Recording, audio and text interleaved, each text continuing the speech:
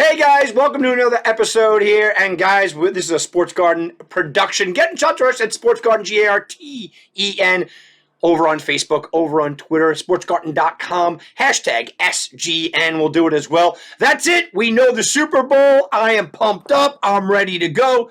And while we'll have our Super Bowl preview next week, I love prop plays. I say it all the time. Look, as a professional sports bettor, more chances than not, I am not even going to bet the Super Bowl pretty heavily. It'll be maybe bet as a regular game. There are times that I don't even bet the Super Bowl at all, okay? But I love my prop plays. With a prop sheet that is pages and pages and pages long, we can certainly find some avenues here where they make mistakes. Now, I will say this. Ever since legalized sports gambling has come into the fray here, the betting world and the prop play world has really changed its tune. You don't see people running to the window to bet unders, and unders might be the way to go. You don't see people going out there and saying, I want to bet under the number. Look, in the wild card round, we talked about this on my all of my shows, and you guys can listen to them all. We have talked about it time and time again. In the wild card round, we had 5 straight overs, the Monday night game between Dallas and Tampa Bay. Depending on where you got your number, I'm counting it as an under, but it was a 1-point difference here and there. I was sitting next to guys in Atlantic City in the sports book that actually got burned on the over, but we'll call that an under. Then the divisional round, 4 games, 4 unders. Then last week, or this weekend we should say, the championship round. Both games went under. So you actually have 7 straight game unders, which means it lends a lot of credence to unders and prop plays. And the sportsbooks know this. Look, there's no regular casual bettor waking up and saying, can't wait to take the under in so-and-so. No, they're all betting the over. They want to see their player that they follow throughout the year, their dynasty player, their fantasy player, their favorite player. Well, you know what? Tell me that you haven't heard this from an NFL fan. Well, I'm a fan of this team, but I watch that guy. I like that guy. Everybody likes Kelsey, or you like Chase, or you like whoever. You know, you have guys around the league that you follow and you like. Well, you're going to be taking the overs there. So the unders, generally speaking, over the last 2 years have been a gold mine for people trying to bet unders for prop plays during the year. Well, the Super Bowl brings out more casual bettors than any other event during the season, which means, oh, by the way, unders should be an even better look. Now, I have not looked at the lines, okay? I'm recording this Monday morning right after the games went off, AFC, NFC Championship game. They just put out all of the totals on the prop plays. Not all of them. You'll still get more during the week, but most of the totals on the prop plays. I'm going to look at it real time with you guys here today. That's what we're doing. Real time, I am going to look at all the prop plays, talk you through it, and you guys can be a part of my process and see what I like. Now, there are some games, obviously, I'm going to have to dig in deep. I have 2 weeks. I'm going to have to watch some film. I'm going to have to cross-reference. But there's a lot of times where early on, Monday, boom, you want to jump on some of these games because you think the line's going to move one way or the other. This is in the mind of a professional sports handicapper, so let's dive in, okay? I'm looking at this real time. Passing yards, let's see. We're going to go to, you have things, I'll touch on certain things. Look, you have things like, a quarterback to score a touchdown, 2 touchdowns, first quarter touchdown, last score, I'm not going anywhere near that. Okay, I don't want to even have a conversation with that. The first thing I do want to have a conversation about, though, is, here we go, Jalen Hurts, Patrick Mahomes. Over under passing yards for Jalen Hurts. Now, remember, depending on where you shop, I'm going to give you all kinds of different sports books here. Okay, so from DraftKings to FanDuel, I know there's Bet Rivers, there's MGM, there's Caesars, there's Points, but every one that you hear, I'm not going to tell you exactly which one. You got to go shop around, okay? But I'm getting them real time right in front of me. So if it is off by a yard or two, or hey, maybe it's worth going to. It's not even yes, it's definitely worth going to kind of invest and go find the avenue here. So let's talk about Jalen Hurts, over under 241.5 passing yards. Patrick Mahomes, over under 281.5 passing yards. All right, these are both not things I'm going to go near. I will tell you, and I've mentioned this on many shows before. Playing against a quarterback is the hardest thing to do. It's the most difficult thing to do because it's a game script, it's a game plan how you go against it. If you go against a quarterback or even if you go for a quarterback, it's the hardest thing to do because of the game script, because of how the game plays out. You could go against different players here and there. Guy gets hurt, comes out of the game. Yeah, you know what? You win your unders, things of that nature, okay? It's hard with the quarterbacks. Passing yards is even more hard. Because, look, a guy could be rolling right along, but his team gets a big lead. 281.5 for Patrick Mahomes is pretty massive, okay? Just to give you an idea, he was at 277.5 this past week with Joe Burrow. Now, I know everybody was worried about his ankle, but just to give you an example of that, and the Bengals defense is certainly not what Philadelphia was. I would tend to lean a little bit under because, again, if you think the Chiefs are going to win, they might be running it late. I guess I lean under with Patrick Mahomes, but I'm not taking it. Jalen Hurts, 241.5. Depends again. Do you believe that they're going to just run the ball, which we've seen time and time again with the Eagles? These are very sharp lines. I'm not going anywhere near it. Over, under, touchdown passes. Patrick Mahomes, 2.5. Jalen Hurts, 1.5. I won't take the Patrick Mahomes to get over 3 touchdown passes. While I think there's some value to that, you're going to get plus money back. I won't take that because it's a big number. To get 3 touchdown passes is a big number. But Jalen Hurts over 1.5 is intriguing. Look, I got burned this week on Joe Burrow doing it, but it's the same kind of philosophy. If I think the Eagles are going to win, there's a good chance Jalen Hurts is going to get 2 touchdown passes. They're going to clamp down inside the red zone. They're going to clamp down on the run. Yeah. And if the Eagles are losing, he's going to have to throw the ball all day long. That is one I'm intrigued about. How about rushing yards? Jalen Hurts over 44.5 rushing yards. He's a big runner. Kansas City Chiefs can get burned on running. I like that, but it's a big 44.5 is a big number. I was hoping this is going to come in at about 35, so you can see where they are pushing the public to. Patrick Mahomes to score a touchdown. Patrick Mahomes to score a touchdown, 6-1. Well, that could be intriguing if you believe his legs are better. I don't believe they are. So they're drizzling out a little 6-1 action on you, and I don't think that it's worth it. So I might generally stay away from the quarterbacks. I'm a little intrigued on that passing total, touchdown total for Jalen Hurts. Let's go to the running backs. Miles Sanders, Isaiah Pacheco. 54.5 for Sanders, 50.5 for Pacheco. Look, Isaiah Pacheco just had a great game, right? I mean, people will say he had a great game. 39 steps, 26 routes, 16 opportunities as well. Here's the thing with Pacheco. He can do a lot of damage, and he had a really good game because he was catching the ball out of the backfield. The Chiefs don't run with any kind of consistency, so it was little flip outs. It's little dump-off passes. That doesn't count for your rushing yards. I won't take that. Miles Sanders, 54.5. You'd like to jump on that and say, yeah, I like that. The problem is Jalen Hurts takes away rushing attempts. Boston Scott takes away rushing attempts. Kenneth Gainwell takes away rushing attempts. So I don't like Miles Sanders over 54.5, but I think that's going to go up. I think people are going to jump on that. Wouldn't shock me if that goes off at game time at like 58.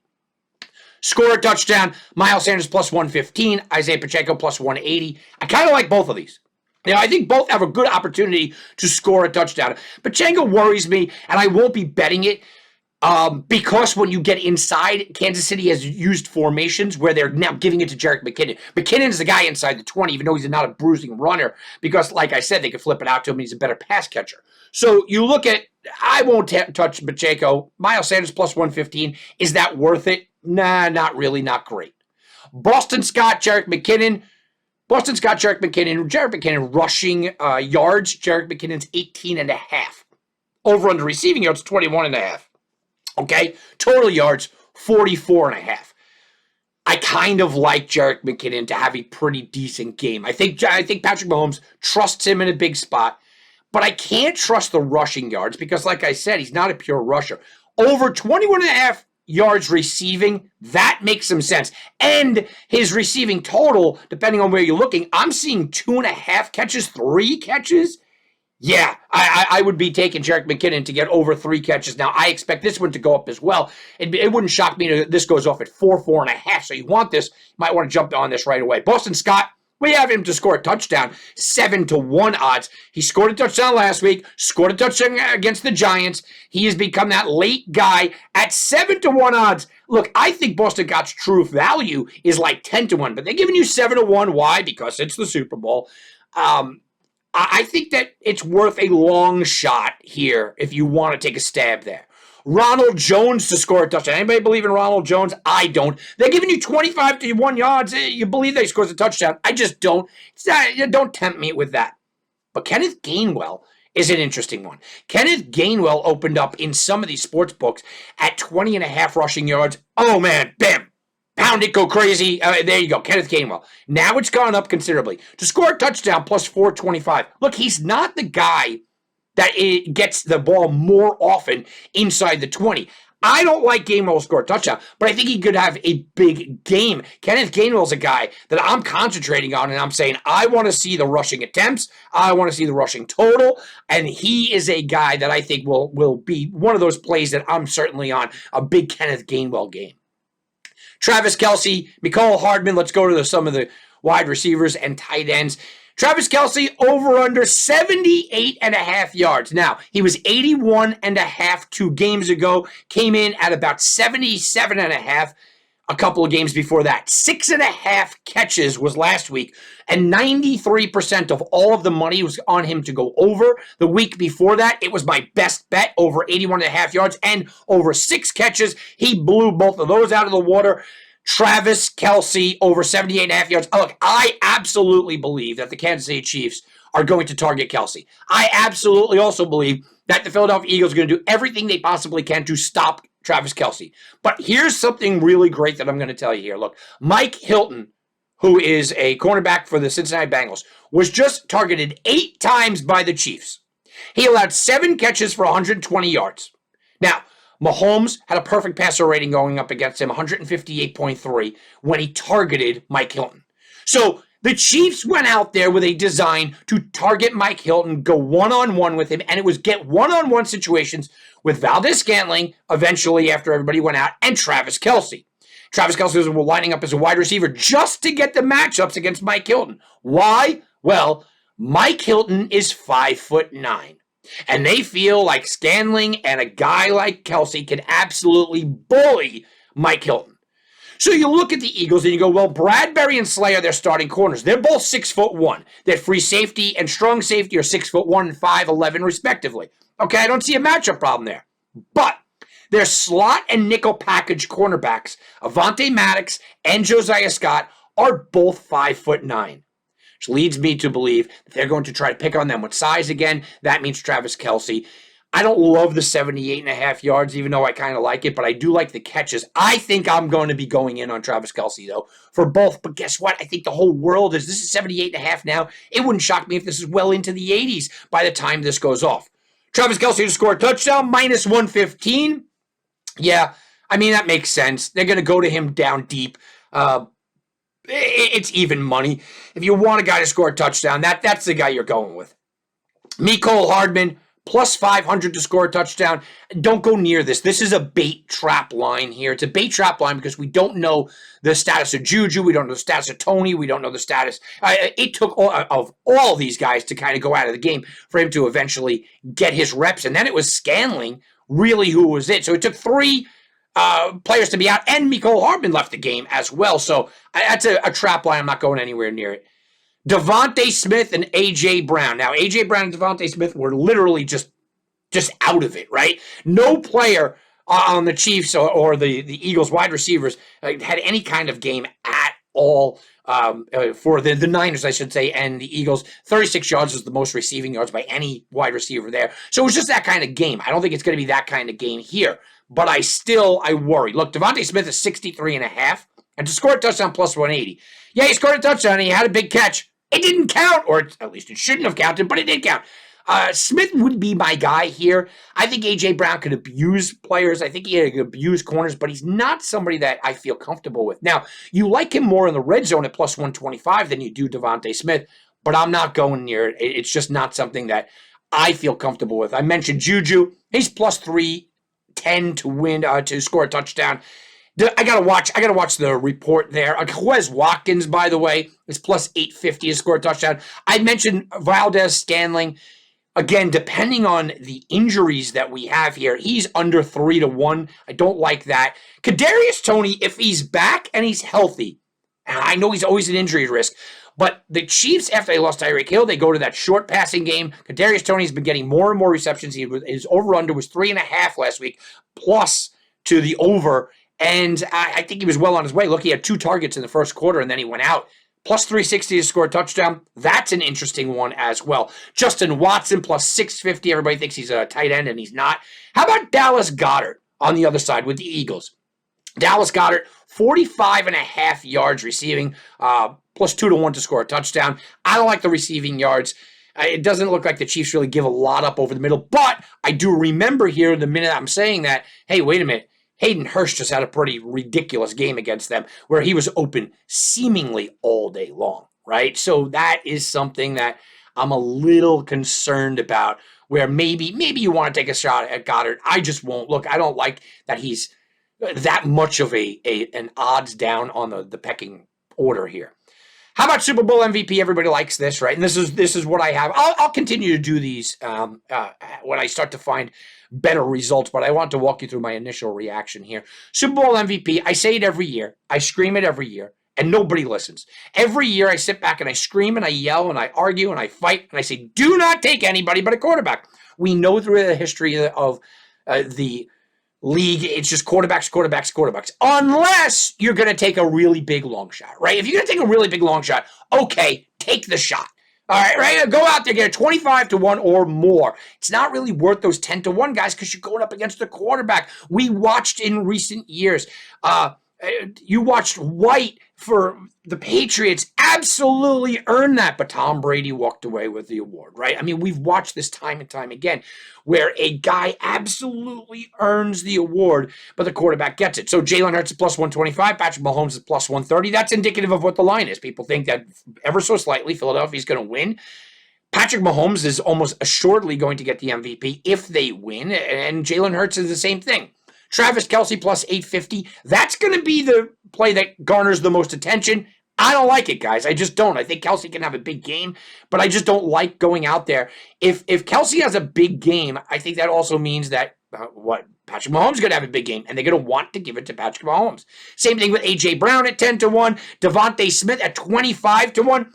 That might get some people, but again, now that means that it's going to be Jalen Hurts. Miles Sanders at 20-1 is kind of the alternate shift, but you know how I feel about that with Gainwell and Boston Scott getting a lot.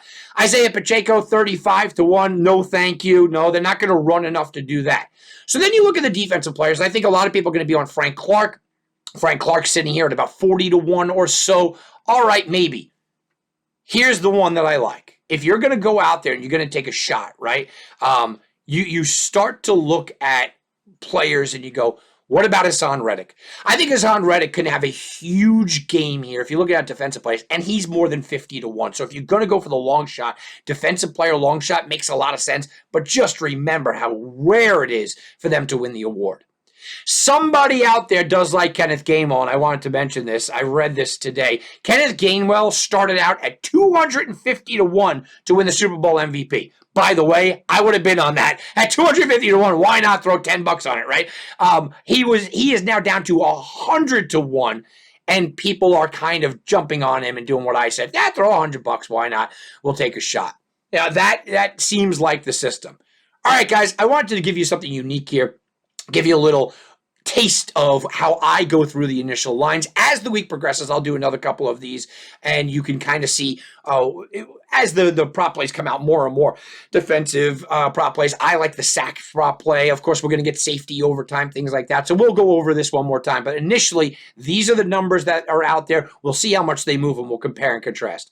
Guys, go check out sportsgarden.com. SportsGarden over on Facebook and Twitter is how you get in touch with us. It's hashtag SGN. We'll be back, and you can bet on that.